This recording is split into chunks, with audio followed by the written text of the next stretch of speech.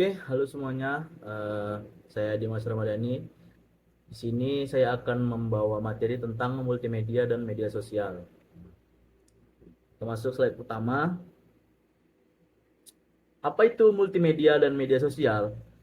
Multimedia adalah gabungan dari berbagai jenis media seperti teks, gambar, audio, video, animasi, dan interaktivitas yang digunakan secara bersamaan untuk menyampaikan pesan atau informasi secara menarik. Nah, media sosial sendiri adalah platform yang digunakan pengguna untuk membagikan, berinteraksi dengan konten atau orang lain secara real time. Contohnya itu ada Instagram, TikTok, YouTube, X, dan Facebook, dan masih banyak lainnya. Nah, komponen utama. Yang pertama itu ada teks. Dasar teks menjadi dasar komunikasi yang jelas dan informatif. Yang kedua adalah gambar dan ilustrasi, yaitu memberikan hal yang menarik perhatian dan memperjelas pesan. Yang ketiga sendiri itu ada audio. Audio ini memberikan nuansa dan emosi seperti contohnya background, outro, dan intro. Nah, yang masuk yang keempat itu ada video yang bertujuan untuk menyampaikan cerita secara lebih hidup.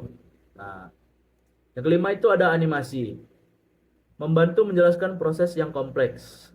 Yang keenam ada interaktivitas, meningkatkan keterlibatan pengguna, seperti contohnya live TikTok atau live IG.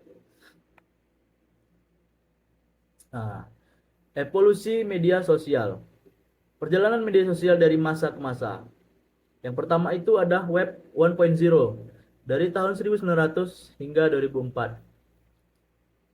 Di mana disebut ini dalam era pasif, yang dimana pengguna hanya bisa membaca forum seperti forum dan blog. Yang kedua itu adalah web 2.0 dari 2004 hingga 2014. Mulai munculnya Facebook, YouTube, dan pengguna mulai berinteraksi dan membuat konten. Yang ketiga, mobile first dari tahun 2014 hingga tahun 2020. Dominasi smartphone mulai masuk, konten menjadi visual, cepat dan vertikal. Contohnya itu ada Reels, Story, dan juga TikTok. Nah, masuk yang keempat itu ada era AI dan XR. Dari mulai tahun 2020 hingga sekarang. Media sosial makin pintar dan imersif. Konten makin banyak seperti konten AI, filter AR, dan live shopping. Nah, strategi konten mulai multimedia yang efektif. Yang pertama itu adalah kenali audiens. Gunakan data, demografi, dan insight. Yang kedua itu adalah format sesuai platform, stories, reels, dan shorts untuk membuat konten. Optimalkan juga durasi. Kalau bisa di bawah 60 detik dan dengan caption seringkas-ringkasnya, asal jelas. Yang keempat itu adalah konsistensi visual, seperti warna, font, dan tone pada video konten Anda. Masuk ke statistik media sosial di 2025. Fakta terbaru tentang penggunaan media sosial. Yang pertama itu 4,95 miliar pengguna aktif di seluruh dunia. Hampir 62% populasi global terkoneksi lewat media sosial dari seluruh penjuru dunia. Yang kedua, rata-rata penggunaan waktu per orang menurut data adalah 2 jam 28 menit per hari. Pengguna makin terbiasa mengonsumsi konten digital secara rutin, seperti contohnya ketika ingin tidur, ketika bangun tidur, dan ketika tidak melakukan apa-apa. Kebanyakan orang sekarang mulai membuka sosial media sebagai hiburan. Yang ketiga itu adalah 60%. Konten yang paling banyak dikonsumsi adalah video pendek vertikal. Nah, seperti contohnya Reels dan sekarang itu TikTok mulai banyak yang menggunakan. Yang keempat itu ada Gen Z lebih suka konten yang interaktif dan autentik. Cenderung menghindari konten yang berbau iklan langsung. Nah, etika dan tantangannya. Banyak sekali dalam media sosial ini kita untuk menjaga yang namanya itu adalah hak cipta dan lisensi.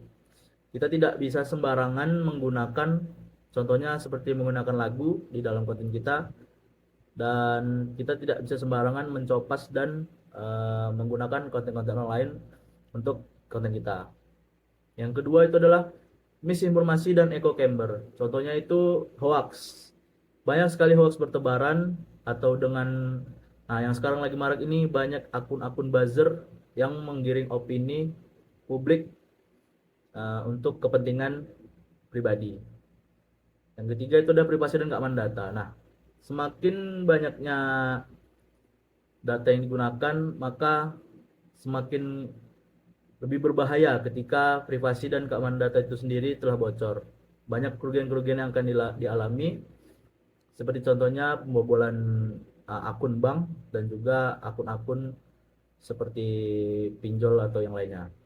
Nah, tanggung jawab sosial media, tanggung jawab sosial content creator. Nah, ketika kita membuat konten, kita itu harus bertanggung jawab dengan apa yang kita beri ke orang lain atau yang orang konsumsi.